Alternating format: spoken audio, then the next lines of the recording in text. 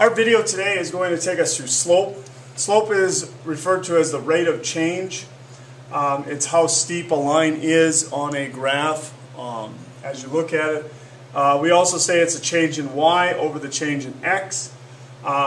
We use one equation and one little formula that you can use to find the slope. You'll refer to some of those equations as the slope-intercept. There's multiple ways of finding it. Once we get through all this, I'll let you decide which one you want and which one's the easiest, depending on the problem you're given. The letter that you're going to use is letter M. So anytime that you see an M with the graphing part, you're going to say that that is the slope. So when we talk about slope, we talk about rise over run. Rise being up and down movement, run being left and right. So our rise deals with our y-axis and our x deals with our x-axis. So or our run deals with our x-axis. So if your y is positive, it's going in the upper direction. If it's negative, it's going down. If it's positive, it's going right. If it's negative, it's going left. One of the things that you'll see with this is you're going to work in with a word called intercept. The intercept is where it just simply crosses your axes. So in this case here, we have it crossing our y-axis, so we call it our y-intercept. This one over here, it crosses your x-axis, so we call it our x-intercept. One other place that you'll see the letter M used, in a sense, the rate of change is in sequencing. This is where you ask to find the nth term in a list of numbers. So you're going to use kind of the similar equation, except the letters kind of mean something a little bit different. We're still going to use an M, however, it's going to stand for movement. So do you add, do you subtract, and what do you subtract or add by, multiply or divide, and that's how you move from one number to the other in your function table. So as we go through this, what we're going to be asked is, you're going to find the slope by given points. So they are going to give you 2 points on this. You're going to use this little formula, which is we call the change in y over the change in x. This looks like a triangle, but it's actually the symbol for delta. So in math, we use some Greek symbols, delta being one of them, the change in. So we have y1 minus y2, x1 minus x2. These little numbers down here just mean which order are you going in. So y1 is the first one you used, x1 would be the first number you used, x2 second number. So the little numbers here just refer to in what order do you use them. And that's important when you get into the problems because it's going to dictate how you set up the bottom part of the problem. So if we're given 8, negative 6, or 9, negative 4, we want to identify which y do we want to start with because we always want to write our formula first. So again, one of the first things I'm going to look for is, yep, are you writing your formula in this? So I chose negative 6 first, so this would be my y1. My negative 4 would be y2. And that sets up what I put in for my x value. So my 8 has to be the first one, my 9 has to be the second one on the bottom. My suggestion would be make sure that you put your second term in parentheses. The first one, not so much, even though you're substituting, but we're just using numbers here. But the second one you want to, and that is because if you look at this situation here, we have 2 negatives. Because this is always a subtraction sign. It's not what the sign is in your ordered pairs. So you've got to be careful with that, and that's where usually people get messed up with. So realistically, what I have here is this is a negative 6. 2 negatives, we know, make a positive. So we've got to go back to our integer rules, so make sure you know those. So I have a negative 6, positive 4 gives me a negative 2. 8 minus, or 8 and a negative 9 now, which gives me a negative 1. So when I reduce, the only thing I can simplify is my signs. So I end up with 2 over 1, which we're just going to put as a 2. But when we graph it, we're going to start thinking of 2 over 1 because we need the rise over the run. So if we look at our second problem, we have negative 5, 5, 3, negative 6. So again, we're going to identify the fact that we're going to choose this one as our first one, this one our second one, our x has to be the first one here, and this one has to be our second. And again, it just sets us up for how we're going to do the problem. So we're going to look at this and say, well, we have a negative 6 minus a positive 5. We have a 3 minus a negative 1. So again, there's that 1 in parentheses with the negative. So this again turns into a positive because 2 negatives make a positive. Now I just take care of same signs I add and same signs down here I add. So I end up with a negative 11 over 4. Now, this is where it gets to be a little bit tricky, but you have kind of control over the problem. With your negative signs, if your slope is negative, what you can do is you can write it 3 different ways, because you can assign where that negative goes. So you can say that the negative goes on top with the 11, positive 4, or right in the middle. And this is what you're generally going to see as an answer. It's going to be right in the middle, right at the fraction bar. Or you can say the 4 is negative. Now, all this does is it helps you with directionality when you start working with this on a graph. So it tells you if it's a negative on top, you're going to go down. If it's a negative on bottom, you're going to go to the left. And that's all it really does, is it sets you up for the movement of where you're going in your graph. The other way that you can find this, and I hope this isn't too much for you, hopefully you can see the lines, but now you're going to be finding slope from a graph. So what they're generally going to do is they're going to probably start you out with giving you 2 points on a line with a graph. So my red line here is my 2 graphs. I have a graph over here, a graph over here.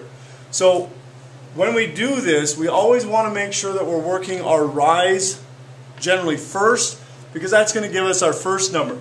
Now, you could go down or you could go up. That's up to you, but remember the directionality that you're going, because if you're going up, it's positive, down is negative, right is positive, left is negative. So in this case, if I start with this one and I move up to where I'm at on this point here, I'm going to count 1, 2, 3, and that's how many places I moved up. That's my rise. Now I'm going to move over to my... Our point here is we're going to go up 3 over 3. So this is our rise of a positive 3 over our run, which is also a positive 3. And I can simplify that down to being just 1. So that tells me that my slope is 1 over 1, but I always just write it as a whole number. So if I look at this, where my line is, I can actually go up 1 over 1, up 1 over 1, up 1 over 1, and I get to that slope of 1 over 1. The farther your points are away, you're going to have to reduce your slope down. But we never changed it into a mixed number. So I can go the opposite direction here too. I can go down a negative 3, and I can go over left, again another negative 3. Well, this gives me a negative 3 over a negative 3, which gives me a positive 1. Negative divided by a negative is positive. 3 divided by 3 is 1. So we can work it that way too. So you can go down 1 over 1, down 1 over 1, down 1 over 1. So you can do it in the opposite direction as well, but remember your signs tell you directionality. So if we go down to this one at the bottom, I would move up 1, so that would be a positive 1, and then I would move over 1, 2, 3, 4, and I'm going in the right direction, so that's a positive 4. So my slope for this one is 1 over 4. For this one, which is a little steeper, if I start here, I'm going to go down. So I go down 1, 2 here, which is a negative motion. And then I'm only going to go over 1, but it's in a positive direction, so it's positive 1. So my slope really comes out to be a negative 2 over positive 1, which just comes out to be a negative 2, because I don't need the 1 under there. I just know that there's a 1 under there because it's a whole number. So if I look at these 3 on this side with this graph, again, it doesn't matter which way you go, just remember your signs. So if I go down, 1, 2, 3, 1, 2, so I went down 3, which is negative. I went right 2, that's positive. So my slope would be a negative 3 over 2. And I would leave it just like that. I wouldn't change it into a mixed number, because a mixed number as a slope doesn't mean anything. My next one, I'm going to go down 1, 1, 2, 3. So I went down 1, positive 3. So my slope here is a negative 1/3. So I'm going down 1 over 3. Or I can go in the opposite direction. I can go up 1 and I can go over 3. So up positive, left negative for that. My last one here, I'm going to go up in this direction. So I'm going to go 1, 2, 3, 4, 5, 6. So it's a positive 6. And I'm going to go 1, 2, 3. And again to that's right. So that's a positive 3. So my slope would be 6 over 3, which I can reduce down to 2. So again, the farther away your points are, the more you're going to reduce. And you don't have to pick the points they give you. As long as it crosses one of those T areas, you can use that. So I could have went and did a smaller one and said, well, I'm going to go up 2 and over 1, and I still get my same slope. So that's dealing with slope from a graph.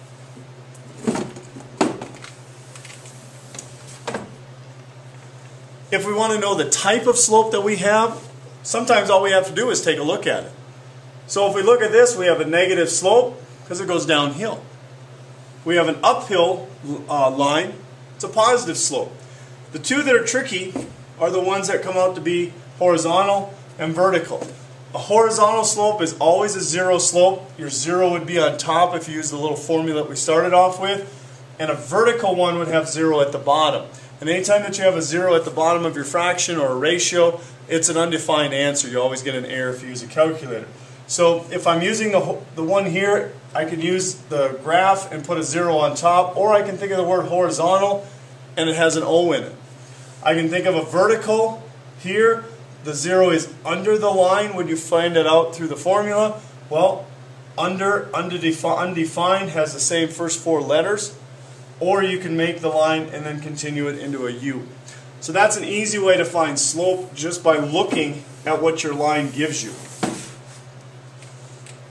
If we have to do it through an equation, now we're back to solving one-step equations. So here we're giving you the equation. We call it the slope-intercept form. Y equals mx plus b. Anytime that you're given a formula and you're graphing, it must be reorganized into that form. So you have to move terms, and how we move them again across the equal sign is we use opposite operations, we line up our like terms, and we complete the process of what the signs tell us to do. So easy way to do this is move your mx, which your m is your slope. You'll be given a number for that. X is generally x. Move that one first, and then move your b, which is your y-intercept in this case.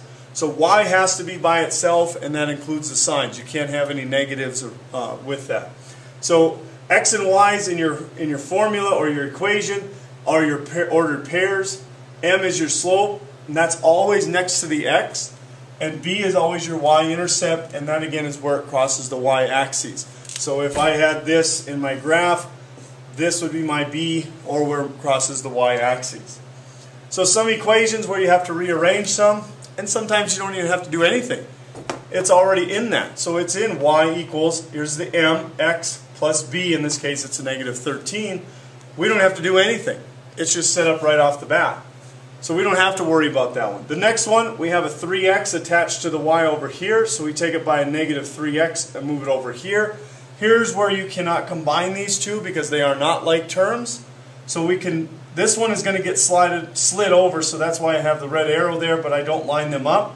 My mx is always going to go first, followed by my b, so our answer is y equals negative 3x plus 6.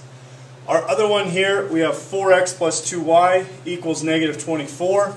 We're going to get rid of the negative, or the 4x, by taking it by a negative to both sides. We're going to bring it down and have 2y equals a negative 4x minus 24. And then we're going to finally divide by 2, and you have to divide by 2 to all the terms in the equation. And that ends up with being y equals negative 2x minus 12. So again, it's just solving for a specific variable, and that comes out of our the equation section that we just did last semester. So our last part of this is, if we're asked to find slope, we have to rearrange it again into y equals mx plus b. When you put this, the m is your answer. You're not going to have the x with it. So in our first one, y equals 6x plus 2. Our slope is just 6. We don't have to rearrange it. It's already done for us. In our next one, we had to move the 10 over, divide by 2 to get us y equals negative 5x plus 4. Our slope is always the one attached to the m, or attached to the x, which is the m. So that's our negative 5 for our slope. And yes, you do have to bring the negative with. Our other equation that we have is 28x minus 7y equals 3. We're going to move the 28x over. We're going to divide by 7 to all three terms. Come up with y equals, and that's 4x plus negative 3/7. and you're going to end up with your slope being 4 because that's what attaches itself to the x. Our last two throw in a little bit of distributive property and use of fractions. So we're going to distribute our 5 first. We're going to move our 5 away from the y here to give us y equals 5x plus 10. And our slope is not 10 in this case, it's actually 5 because again it's always attached to the letter x in that case.